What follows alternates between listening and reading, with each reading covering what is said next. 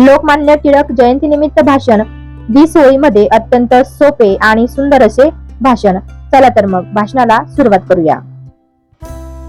आदरणीय मुख्याध्यापक सर, माननीय शिक्षक वृंद आणि माझ्या प्रिय मित्र मैत्रिणींनो, सर्वांना माझा नमस्कार. आज मी लोकमान्य बाळ गंगाधर टिळक यांच्या जयंतीनिमित्त 2 शब्द सांगणार आहे.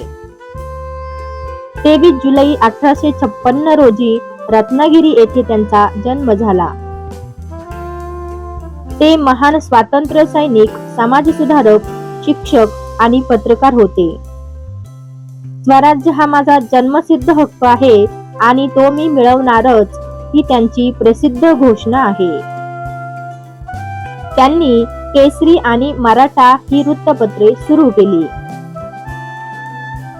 त्यांनी सार्वजनिक गणेशोत्सव आणि शिवजयंती सुरू करून लोकांमध्ये देशप्रेम जागवले.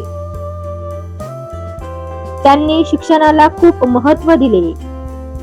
त्यांनी नेहमी सत्य, धैर्य आणि स्वाभिमानाचा मार्ग स्वीकारला.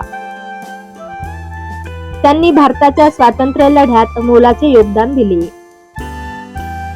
त्यांचे जीवन आपल्याला मेहनत आणि चिकाटीची प्रेरणा देते. आपणही चांगले शिक्षण घेऊन देशाचे आदर्श नागरिक बनूया. स्वच्छता, शिस्त आणि प्रामाणिकपणा पाळूया. मोठ्यांचा आदर करूया आणि शिक्षकांचे मार्गदर्शन घेऊया. आपल्या देशावर प्रेम करूया. लोकमान्य टिळकांचे विचार आपल्या जीवनात आचरणात आणूया. त्यांच्या कार्याचा आपण नेहमी अभिमान बाळगूया.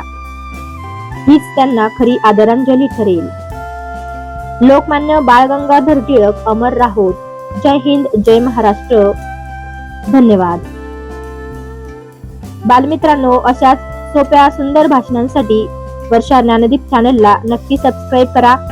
भाषण आवडले असल्यास लाईक करा. पुन्हा भेटूया नवीन व्हिडिओमध्ये. तोपर्यंत हसत रहा, शिकत रहा. धन्यवाद.